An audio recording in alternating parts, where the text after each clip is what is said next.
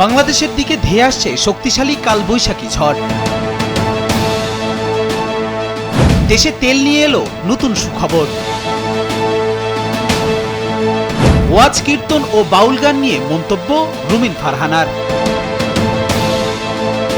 দেশে আবারও বাড়ল স্বর্ণের দাম। সরকারি চাকরিতে প্রবেশের বয়স নিয়ে আবারও আলোচনা। দেশে আমদানি করা হচ্ছে ৩ লাখ টন ডিজেল। রাজস্ব আদায়ে দিন দিন বাড়ছে ঘাটতির বোঝা। ধেয়ে আসছে শক্তিশালী কালবৈশাখী ঝড়, ঝুঁকিতে রয়েছে দেশের বিভিন্ন জেলা। আবহাওয়া অফিসের সর্বশেষ তথ্য মতে উত্তর পশ্চিম দিক থেকে ধেয়ে আসছে বছরের প্রথম শক্তিশালী কালবৈশাখী ঝড়টি। ঘন্টায় ৬০ থেকে ৮০ কিলোমিটার বেগে এই ঝড় আঘাত হানতে পারে। বাংলাদেশ আবহাওয়া অধিদপ্তর এক বিজ্ঞপ্তিতে এই খবর জানিয়েছে। শনিবার সকাল ৯টার মধ্যে এই ঝড়ের মূল কেন্দ্রবিন্দু হতে পারে রাজশাহী, পাবনা, বগুড়া ও টাঙ্গাইল অঞ্চল। এছাড়া ঢাকা, ময়মনসিংহ এবং সিলেট বিভাগেও তীব্র ঝড় ও শিলাবৃষ্টির প্রবল সম্ভাবনা রয়েছে। উপকূলীয় জেলাগুলোতেও দমকা হাওয়ার কারণে নদীবন্দরগুলোতে বিশেষ সতর্কতা জারি করা হয়েছে। ঝড় চলাকালীন কাঁচা ঘরবাড়ি ও টিনের চাল উড়ে যাওয়ার ঝুঁকি থাকে। খোলা জায়গায় বা বিদ্যুতের খুঁটির নিচে অবস্থান করা প্রাণঘাতী হতে পারে। তাই এই সময় নিরাপদ আশ্রয়ে থাকার পরামর্শ দেওয়া হয়েছে। বিশেষ করে কৃষকদের পাকা ধান দ্রুত ঘরে তোলার এবং গবাদি পশুকে নিরাপদ স্থানে রাখার আহ্বান জানিয়েছে আবহাওয়া অধিদপ্তর। দেশে জ্বালানি তেল নিয়ে এসেছে নতুন সুখবর। গেল বৃহস্পতিবার ৩০,০০০ টন জ্বালানি তেলবাহী এক জাহাজ চট্টগ্রাম বন্দরে পৌঁছেছে, যেখানে ১০,০০০ টন ডিজেল ও ২০,০০০ টন জেট ফুয়েল আমদানি করা হয়েছে। ইউনিপেক নামের চীনের একটি প্রতিষ্ঠান চুক্তি অনুযায়ী এমটি গ্রান কুভা নামের জাহাজে এ জ্বালানি তেল সরবরাহ করেছে। দেশে আমদানিকৃত এ জ্বালানি তেল শুক্রবার চট্টগ্রাম বন্দর থেকে খালাসের কথা রয়েছে। বাংলাদেশ পেট্রোলিয়াম কর্পোরেশন বিপিসির তথ্য অনুসারে গেল বৃহস্পতিবার পর্যন্ত ২ লাখ টন ডিজেল মজুদ ছিল। পরবর্তীতে দেশে নতুন আমদানিকৃত ১০,০০০ লিটার ডিজেল এর সঙ্গে যুক্ত হয়েছে। এ আমদানি করা ডিজেল পরিবহন ও শিল্প খাতে ব্যবহার করা হবে। অন্যদিকে জেট ফুয়েল বিমানবন্দরগুলোতে সরবরাহ করা হবে। Diesel, petrol, octane, jet fuel সহ ৫ ক্যাটাগরির জ্বালানি তেল আমদানি ও সরবরাহ করেছে বিপিসি। দেশের ডিপোগুলোতে মজুতকৃত এবং পাইপলাইনে থাকা তেলে আগামী এপ্রিল পর্যন্ত সামাল দেওয়া যাবে বলে আশ্বস্ত করেছেন বাংলাদেশ পেট্রোলিয়াম কর্পোরেশন বিপিসির ব্যবস্থাপক ইউসুফ হোসেন। আমার নির্বাচনী এলাকা সরাইল ওয়াজ, কীর্তন নিয়ে স্পষ্ট বক্তব্য দিয়েছেন রুমিন ফারহানা। ব্রাহ্মণবাড়িয়া ২ আসনের সংসদ সদস্য ব্যারিস্টার রুমিন ফারহানা বলেছেন, আমার এলাকায় ওয়াজ যেমন হবে তেমনি অবাধে কীর্তন, বাউল গানও হবে। মাজার সংস্কৃতিতে বাধা মেনে নেওয়া হবে না। রুমিন ফারহানা বলেন, অন্তর্বর্তীকালীন সরকারের সময়ে আমরা দেখেছি কিভাবে একটার পর একটা মাজার ভাঙা হয়েছে, বাউল গানের আসরে বাধা দেওয়া হয়েছে। বাউল গান যারা করে তাদের হেনস্থা করে জেলে দেওয়া হয়েছে। তিনি এ প্রসঙ্গে বলেন, আমি জানি না আর কোনো রাজনীতিবিদ প্রতিবাদ করেছে কিনা, তবে আমি সংখ্যা ধরে ধরে প্রতিটা মাজার ভাঙার প্রতিবাদ করেছি। এমনকি ঈদুল ফিতরের একদিন পরেও সিলেটে এরকম বাউল গানের আসরে ভাঙচুর করা হয়েছে। রুমিন ফারহানা স্পষ্টভাবে বলেন, আমি যতদিন এই এলাকার দায়িত্বে থাকব, আমার এলাকায় ওয়াজ যেমন হবে তেমনি কীর্তন ও বাউল গানও অনুষ্ঠিত হবে। বিয়ের মৌসুমে বাড়ল স্বর্ণের দাম। মূলত আন্তর্জাতিক বাজারে অস্থিরতার জেরেই ঊর্ধ্বমুখী স্বর্ণের দাম। বিশ্ববাজারে মূল্যবান এই ধাতুর দাম বাড়ার সরাসরি প্রভাব পড়েছে বাংলাদেশের স্থানীয় বাজারেও।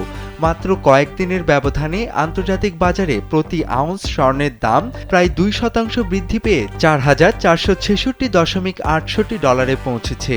মূলত ডলারের মান কিছুটা দুর্বল হওয়া এবং ভূরাজনৈতিক উত্তেজনার কারণে নিরাপদ বিনিয়োগ হিসেবে বিনিয়োগকারীরা আবারও স্বর্ণের দিকে ঝুঁকছেন।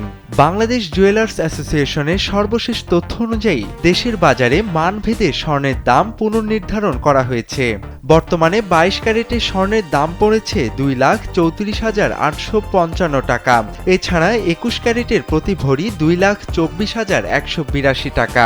18 ক্যারেটের প্রতি ভরি 1,92,164 টাকা এবং সনাতন পদ্ধতির প্রতি ভরি স্বর্ণের দাম 1,56,473 টাকা নির্ধারণ করা হয়েছে। বাজার বিশ্লেষকরা মনে করছেন, বিশ্ব অর্থনীতির বর্তমান পরিস্থিতিতে স্বর্ণের বাজারে আরও কিছুদিন অস্থিরতা থাকতে পারে। বিয়ের মৌসুম চলায় সাধারণ ক্রেতাদের মধ্যে এই দাম বৃদ্ধি নিয়ে উদ্বেগ দেখা দিয়েছে। আবার রূপা ও প্লাটিনামের দামও আন্তর্জাতিক বাজারে বাড়ছে পাল্লা দিয়ে, যা সামগ্রিক অলংকার শিল্পে প্রভাব ফেলছে। সরকারি চাকরিতে প্রবেশের বয়সসীমা নিয়ে দেশ জুড়ে এখন নতুন করে আলোচনা শুরু হয়েছে।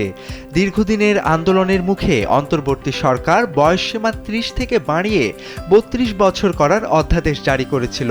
তবে এতে পুরোপুরি সন্তুষ্ট নন চাকরি প্রত্যাশীরা। বড় একটি অংশ এখনও 35 বছর করার দাবিতে নিজেদের অবস্থানে অনড় রয়েছে। সম্প্রতি সংসদীয় কমিটির বৈঠকে 32 বছরের অধ্যাদেশে সম্মতি জানানো হলেও আলোচনার কেন্দ্রবিন্দুতে ছিল 35 বছরের প্রস্তাব। জামায়াতে ইসলামের পক্ষ থেকে বয়সসীমা 35 করার জোরালো দাবি তোলা হয়। এর প্রেক্ষিতে সরকারের পক্ষ থেকে জানানো হয়েছে, বিষয়টি নিয়ে সব মহলেই ইতিবাচক মনোভাব রয়েছে। প্রয়োজনে এই প্রস্তাবটি নতুন একটি বিল হিসেবে সংসদে উত্থাপন করা হবে। সংসদীয় কমিটির এই সংকেত লাখ লাখ চাকরি প্রত্যাশীর মনে নতুন আশার সঞ্চার করেছে।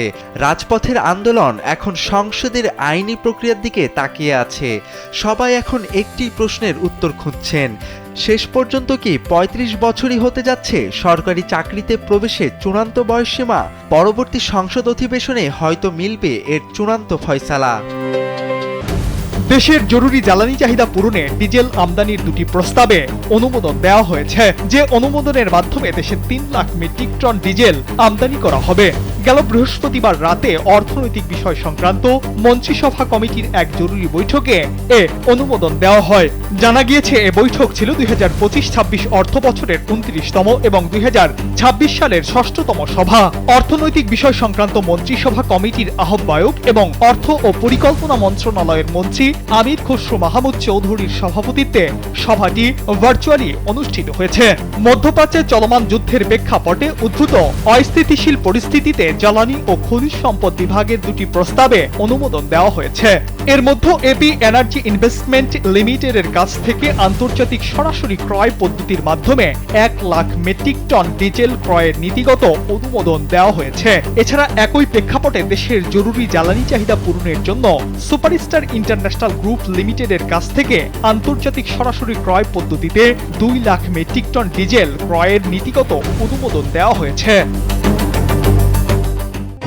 চলতি অর্থ বছরের শেষ 4 মাসে প্রায় 3 লাখ কোটি টাকার রাজস্ব আদায়ের বড় চাপ সামলাচ্ছে সরকার। এই লক্ষ্য পূরণ করতে প্রতি মাসে গড়ে 75,000 কোটি টাকার বেশি রাজস্ব সংগ্রহ প্রয়োজন। এখন প্রশ্ন হলো, রাজস্ব আদায়ের নির্ধারিত লক্ষ্যমাত্রা অর্জন কতটুকু সম্ভব হচ্ছে? আশঙ্কার বিষয় হলো, চলতি অর্থ বছরের কোনো মাসেই আদায় 40,000 কোটি টাকা ছাড়ায়নি। ফলে নির্ধারিত লক্ষ্যমাত্রা অর্জন যে কঠিন হয়ে পড়েছে তা এখন স্পষ্ট হয়ে উঠেছে।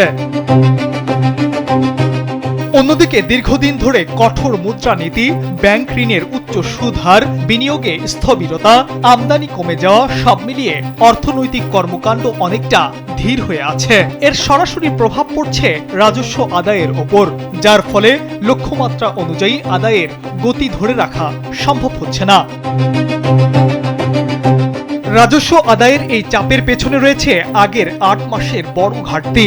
জাতীয় রাজস্ব বোর্ড এনবিআর এর সবশেষ তথ্য অনুযায়ী জুলাই থেকে ফেব্রুয়ারি পর্যন্ত সময়ে রাজস্ব আদায়ের ঘাটতি দাঁড়িয়েছে 71,472 কোটি টাকা। সংশ্লিষ্টরা আশঙ্কা করছেন, বর্তমান হারে রাজস্ব ঘাটতির প্রবণতা অব্যাহত থাকলে চলতি অর্থ বছর শেষে এ ঘাটতি 1 লাখ কোটি টাকা ছাড়িয়ে যেতে পারে। হালনাগাদ রাজস্ব প্রতিবেদন পর্যালোচনা করে দেখা গিয়েছে, আয়কর, আমদানি শুল্ক ও ভ্যাট এই 3টি হলো রাজস্ব আদায়ের প্রধান খাত, যার কোনোটি লক্ষ্যমাত্রা ছুঁতে পারেনি। সবচেয়ে বড় ঘাটতি আয়কর খাতে 33,373 কোটি টাকা। এদিকে আমদানি শুল্কে ঘাটতি 17,166 কোটি টাকা। আর ভ্যাট খাতে লক্ষ্য ছিল 1,18,214 কোটি টাকা, যা আদায় হয়েছে 97,282 কোটি টাকা। রাজস্ব আদায়ের এ দৈন্যকে সামরিক পরিস্থিতি হিসেবে দেখতে নারাজ বিশ্লেষকরা, বরং তারা বিষয়টিকে গভীর কাঠামোগত সমস্যা হিসেবে দেখছেন। বিনিয়োগ ও প্রবৃদ্ধির ধীরগতি রাজস্ব কমার প্রধান কারণ। এর সঙ্গে এনবিআরের সক্ষমতার সীমাবদ্ধতা যুক্ত হয় করজাল সম্প্রসারণ ও কর ফাঁকি রোধ সম্ভব হচ্ছে না।